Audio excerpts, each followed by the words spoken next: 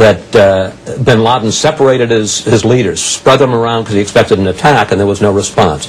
I understand that hindsight is always 20/20. No, let's talk about it. But the question is, why didn't you do more, connect the dots, and put them out of business? All right, let's talk about it. I will answer all those things on the merits, but first I want to talk about the context in which this arises. I'm being asked this on the Fox network. ABC just had a right-wing conservative running their little pathway to 9/11, falsely claiming it was based on the 9/11 Commission report, with 3 things asserted against me directly contradicted by the 9/11 Commission report. And I think it's very interesting that all the conservative Republicans who now say I didn't do enough claimed that I was too obsessed with bin Laden. All of President Bush's neocons thought I was too obsessed with bin Laden. They had no meetings on bin Laden for 9 months after I left office. All the right-wingers who now say I didn't do enough said I did too much. Same people.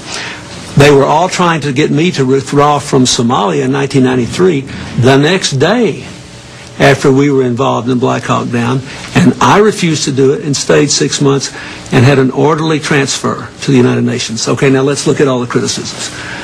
Black Hawk Down, Somalia. There is not a living soul in the world who thought Osama bin Laden had anything to do with Black Hawk Down, or was paying any attention to it, or even knew Al-Qaeda was a going concern in October of '93. I understand. No, wait. Don't tell me this. You asked me why did I do more to bin Laden. There was not a living soul. All the people who now criticize me wanted to leave the next day. You brought this up, so you get an answer. But you can't. I'm perfectly happy to take it. All right. Secondly, bin Laden says that bin Laden may have said bin Laden says that, but it showed the weakness of the United States. But it would have shown the weakness if we'd left right away.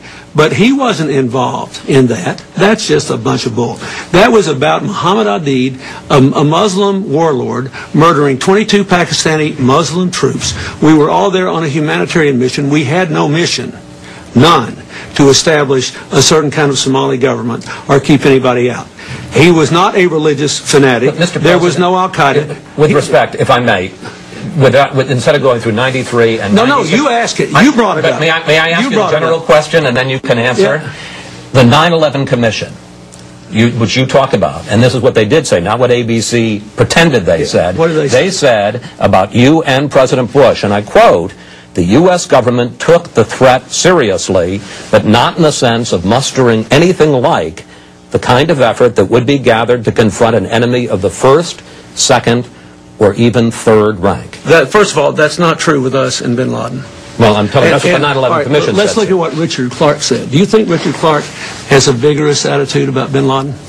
Yes, I do. You do, don't you? He has a variety of opinions and loyalties, right. but yes, he has a vigorous opinion. Yeah, he has a variety of opinions and loyalties now.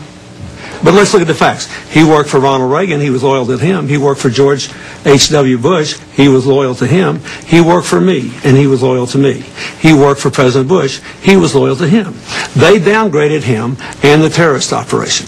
Now, look what he said. Read his book and read his factual assertions. Not opinions, assertions.